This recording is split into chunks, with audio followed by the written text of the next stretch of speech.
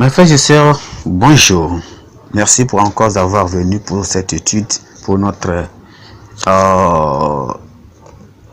manne quotidien d'aujourd'hui. Aujourd'hui, c'est dimanche, le 22 août 2021. Nous considérons encore aujourd'hui notre titre d'aujourd'hui, qui est la manne quotidien d'aujourd'hui, qui est le péché amène la honte. Le péché amène la honte. Ou bien le péché engendre la honte. Le péché engendre la honte. Nous utilisons notre texte dans Ézéchiel, chapitre 4, le verset 9 à 17. Ézéchiel, chapitre 4, le verset 9 à 17. Lisons la parole de Dieu. Prends du froment, de l'orge, des fèves, des lentilles, des millets et de l'épeautre, mets-les dans un vase et fais-en du pain autant de jours que tu seras couché sur le côté. Tu en mangeras pendant 390 jours. La nourriture que tu mangeras sera du poids de 20 cycles par jour. Tu en mangeras de temps à autre.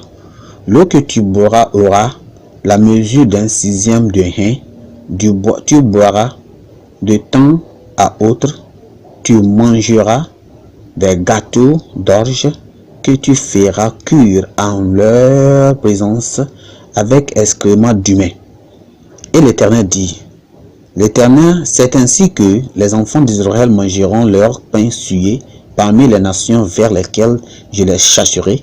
Je dis, Seigneur l'Éternel, me voici, me voici, l'Éternel, voici mon âme n'a point été souillée depuis ma jeunesse jusqu'à présent.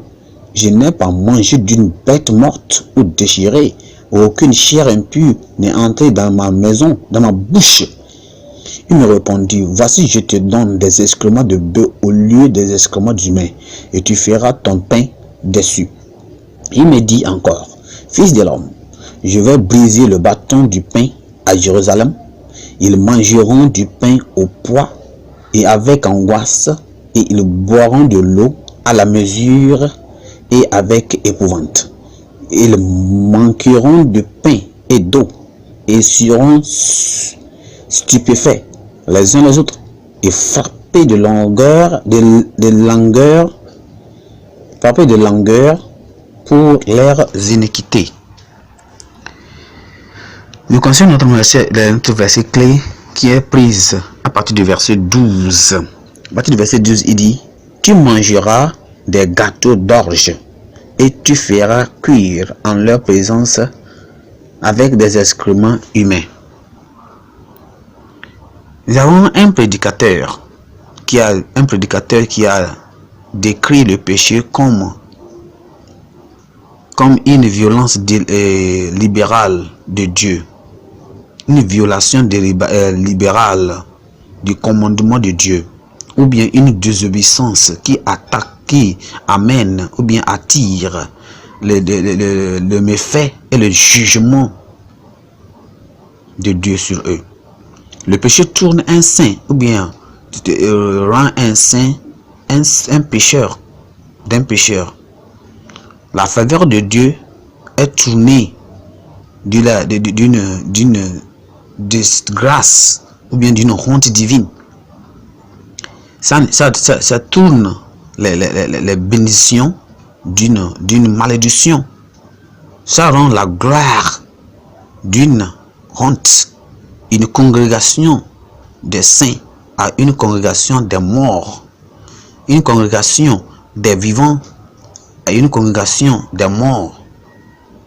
Pendant temps et de satisfaction, ils tournent leur manque et ils sont en deuil. Notre texte sous la constitution de notre considération parle d'un prophète, parle du prophète Ézéchiel.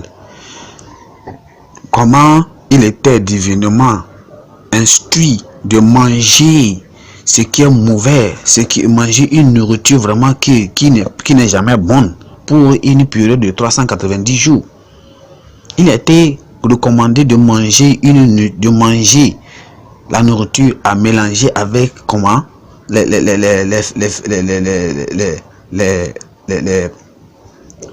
déchets humains, ce qui a été vraiment, ce qui n'est jamais applicable et n'est jamais abominable à l'homme. Mais par cette méthode, Dieu montrait au prophète que c'était une manière de lui, c'était une manière figurative, ou bien c'est une manière figurative, ou bien c'est lui représenter quelque chose, c'est pour lui montrer quelque chose, une image de comment la saleté et le péché rend l'homme. Et après tout, il a montré comment, il disait que il lui a montré, après que le prophète a prié et a demandé à Dieu que non, comment tu vas manger ces choses comme ça qui ne sont pas bonnes. Dieu lui a montré que c'est comme ça le péché rend à l'homme. Alors le prophète a supplié Dieu de tout son cœur et il dit qu'il ne peut jamais manger des choses comme ça abominables, qui n'est même pas bon ou bien permis par la loi. Alors Dieu a fait quoi? Dieu a considéré sa prière. Quand Dieu a commencé à écouter sa prière, à écouter sa parole, il a écouté sa parole, il a accepté sa parole, il a exaucé sa prière. Il a dit alors, tu ne vas manger avec, alors tu ne vas non plus manger avec les déchets humains, mais tu vas manger toujours ça avec les déchets de quoi? De bœuf. Les déchets de bœuf. Vous voyez ceci là. Dieu a su que le prophète faisait ce requête de tout son cœur, de l'intégralité de son cœur, en profondeur de tout son cœur. C'était plein. Il n'avait pas de péché en lui, il n'a rien. Mais c'est un prophète. C'est lui que Dieu lui prend pour pouvoir parler aux enfants d'Israël. Qu'est-ce que nous apprenons d'ici? Nous apprenons que le prophète aussi, nous apprenons de cette illustration prophétique que le péché rend un chrétien, peut rendre un chrétien de perdre Dieu, ou bien de perdre la faveur de Dieu, ou bien de perdre la grâce de Dieu. Il rend aussi, il le fait aussi de perdre le privilège, la position, le plaisir, la prospérité, la préservation, ou bien même la santé, Le péché amène l'opprobre. Le péché amène la honte, le péché amène la disgrâce et l'humiliation. Il cause aussi la souffrance et le besoin. Il amène aussi l'anguiche. Il amène aussi le chagrin. Le péché, eh bien, les pécheurs et les rétrogrades doivent alors revenir à Dieu et comprendre que leur temps difficile, il y a beaucoup de temps difficiles qui sont devant eux, devant eux, et ça va les arriver s'ils refusent de se repentir. Alors ils doivent faire quelque chose. Ils doivent faire quoi? Ils doivent aussi échapper au jugement divin à venir s'ils ne se repentent pas. Dieu nous montre que le péché est honteux. Le péché va nous renier. Et le péché va amener beaucoup de choses. Pendant que nous sommes sur cette terre, nous allons souffrir si on ne laisse pas le péché. On ne laisse pas le péché et on ne vient pas à Dieu. Le peuple d'Israël ici devait souffrir, devait rencontrer des souffrances à la fin s'ils ne se repentaient pas. Quand bien qu'ils seront pris par les ennemis. Vous voyez que dans l'histoire des enfants d'Israël, chaque moment qu'ils pêchent, Dieu enlève sa main, Dieu ôte sa main d'eux, Dieu ne les protège plus. Alors Dieu les laisse dans les mains de leurs ennemis et les ennemis vont le manipuler. C'est pourquoi Dieu leur disait que quand ils ont péché, il va laisser les mains, ils vont aller souffrir, ils vont manger de n'importe quoi, ils vont manger ce qu'ils n'ont jamais voulu manger. Quand vous êtes un esclave, vous êtes sous le tuteur de quelqu'un. C'est lui qui décide ce que vous allez faire, c'est lui qui décide ce que vous allez manger, parce que vous êtes esclave de lui. C'est ça. Donc, Dieu leur disait de revenir. Ils sont de revenir. Quand ils reviennent, ils seront restaurés. Notre pensée du jour aujourd'hui, c'est éviter le péché, ou bien éviter l'opprobre du péché à tout prix. Éviter l'opprobre du péché à tout prix. Évitez le péché, l'opprobre du péché à tout prix.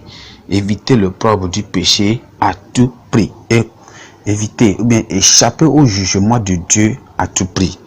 Échappez au jugement de Dieu à tout prix. Ou bien échappez à l'opprobre qui viendra à travers le jugement de Dieu à tout prix.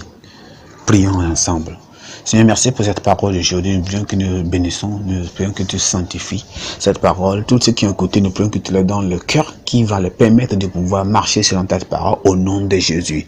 Bénis ta parole. Rends cette journée bénie, cette journée bénie, cette journée éclaircie. Couvre de ta parole, couvre de ton sang, que tout qui va écouter sa parole, que tu sois avec cette parole, n'importe quel travail fera, le besoin, n'importe où il sera, Seigneur, tu les bénisses, donne la santé, n'importe qui est malade, n'importe qui souffre, papa. Oh Seigneur, je prie que ta main soit sur eux, que tu les protèges, tu les diriges, que tu les protèges, que tu les diriges, que tu les sanctifies, que tu les délivres, tu les guéris au nom de Jésus. Seigneur, merci parce que tu nous aides aussi aujourd'hui. Bénis tous leurs mains, bénis tous n'importe où ils sont. Au nom de Jésus, nous avons prié. Amen.